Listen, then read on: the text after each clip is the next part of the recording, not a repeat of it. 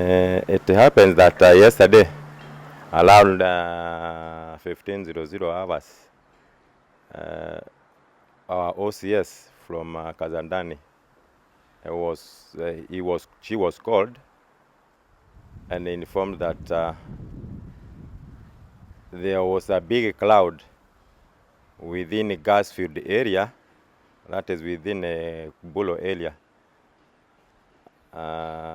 wakiwa na madai ya kwamba kuna washawi ambao wameonekana area hiyo na wanatembea kwa manyumba za watu.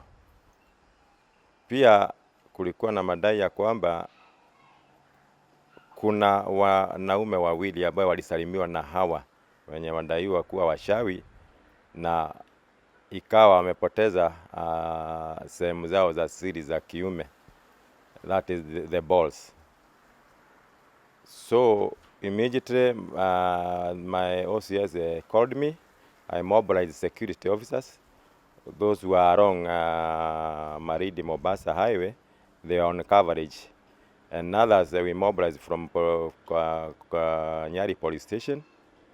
And since I was told the crowd was more than 500 people that were milled, walikuwa wamesanyana kwa hiyo nyumba mahali ambapo hawa washukiwa walikuwa.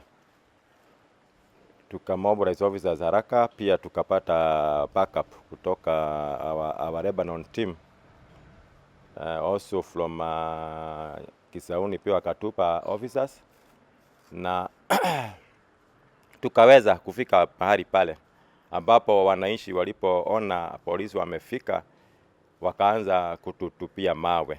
Hawakutaka, wakajua ya kwamba tunaenda kuokoa wenye walikuwa wamezingira kwa nyumba wakitaka kuwachoma.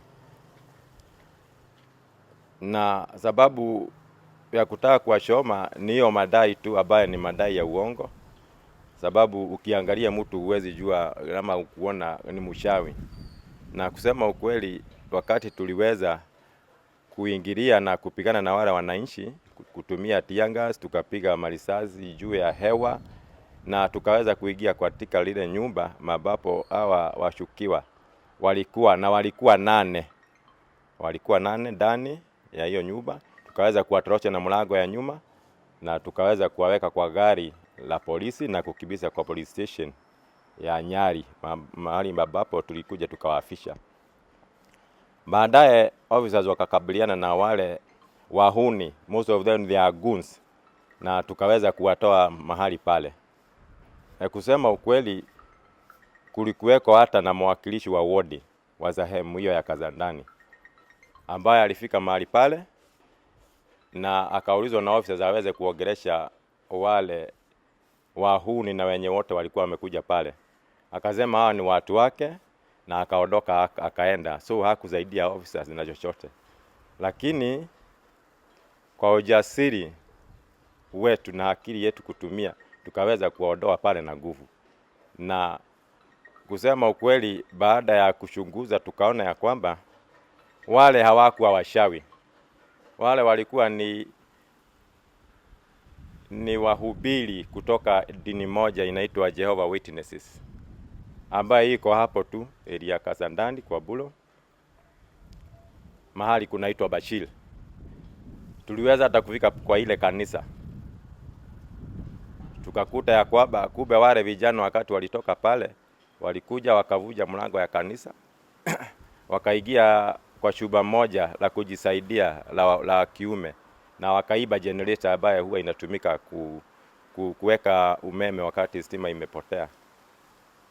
Pia wakaweza gari moja mhubiri ilikuwa katika parking kwa lilo kanisa, wakaweza kuvuja kioo la nyuma na wakaipora. Sisi tulipika pale kama officers na tukachukua hatua ile tulichukua. Kutoka hapo tukashika wale wawili wenye walikuwa wamesema ya kwamba wamewekelea na kudai kwamba wale walikuwa washawi. Tukawashika na tukafanya physical check na wakapatikana ni uongo, sababu zile sehemu zao za siri bado walikuwa wako nazo. Tuliweza kuwaweka kwa cell, tumewafungia na tunaendelea na ushahidi, na wiki ijayo tutafikisha hao kotini na kustaki wao na madai ya kwamba walikuwa wanataka wananchi wengine wauawe bila hatia yoyote. Tulikuwa tumekaa kwa nyumba, ukatokea watu walikuwa wanaonekana wanatembea tembea, tukaulizia tukaambiwa ni watu wa kuhubiri, wanatoka kanisa lingine hapo Mtopanga. Sasa wakawa wanataka kuhubiria watu, lakini sisi tukaambia sisi hatutaki kuhubiriwa, sisi ni Waislamu. Sasa wakatoka. Sasa walipotoka ndio wakaja wakakuta watu wengine huko. Sasa ndio wakaja kwa hao watu wengine ndio wakawahubiria. Sasa baadaye tena tukasikia kumetokea fujo, kwa wale watu sijui wamewashika, alafu sehemu zao nyeti zimetoweka. Basi ndio fujo ikaanzia hapo. Majina kamili ni Masten Milimo. Mimi niko kazini Tukani, huwa niko na biashara. Nilikuwa naendelea na kazi zangu. Hao walikuwa wawili. Wakanitokezea, wakanihitaji muda wa kumzungumza nao upande wa neno la Bwana. Sasa mimi nikawaambia hapana, mimi sasa hii kuna mahali nafaa nifike. Sasa sasa hii sitaweza. Wangangana na mimi, wanataka kuzungumza na mimi. Kawaambia hapana, nataka kutoka. Hivyo ndio tumeonana, lakini vile waliondoka nikaona hali si kawaida kwangu. Nikaona siko nomo. Yaani niliona kitu yenye imekuja si ya kawaida, imeingia ndani sana, imekuwa ndogo. Sasa nikashangaa ni vipi? Sasa hivyo ndio nikasikia huku hawa kitu fulani inatokea, hivyo ndio pia mimi nikajipitisha hapana. Hata nikauliza kwa jirani, wewe uko noma? Akasema mimi niko sawa. Sasa mimi nikafuata hapana, nikuje nihakikishe. Tunaona sasa niko hapa sasa.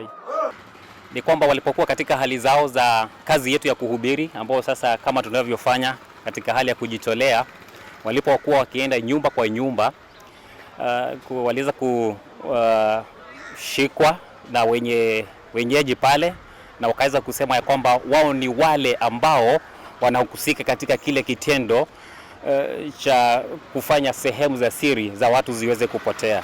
Hiyo ndio jambo ambalo watu wanaozungumzia pale, na ninataka kuweka jambo hilo wazi kwamba sisi kama mashahidi wa Yehova hatuhusiki kamwe na mambo kama yale. Sisi tunajulikana ulimwenguni pote kama waabudu wa Yehova.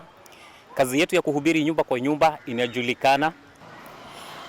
Ninahakikisha kwamba hao si kweli, manake wale wako pale ndani ni waabudu wetu, na walikuwa katika kazi ya kuhubiri nyumba kwa nyumba wakizungumzia mambo ya Mungu. Lililotukia pale baada ya hapo si kweli, manake wale ni watu tunawajua, wenye heshima zao, na tunaweza kusema kwa kweli tunashiriki nao katika jumba hili na tunaabudu pamoja.